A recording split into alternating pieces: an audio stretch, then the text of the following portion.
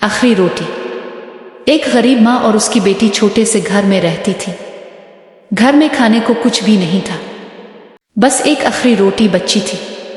बेटी ने भूख से कहा, उम्मी, मुझे बहुत भूख लगी है। माँ ने मुस्कुराकर वो रोटी उसके हाथ में दे दी। बेटा, तुम खा लो, मुझे भूख नहीं है। बेटी ने आधी रोटी खाई और आधी अपनी माँ की तरफ बढ़ा दी। उम्मी, अब भी खा ले। माँ ने कहा, मैंने खा ली है बेटा, तुम फिक्र ना करो। बेटी सो गई। रात को इसकी आंख खिली तो इसने देखा इसकी माँ किचन में बैठी रो रही थी। इसके हाथ में वही आधी रोटी थी जो इसने अभी तक नहीं खाई थी।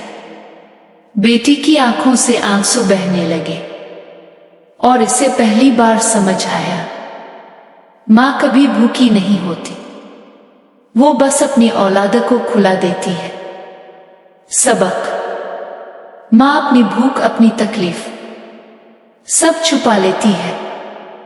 अगर आपको वीडियो पसंद आई हो तो चैनल को सब्सक्राइब करें, वीडियो को लाइक करें और अपनी राय कमेंट्स में जरूर दें।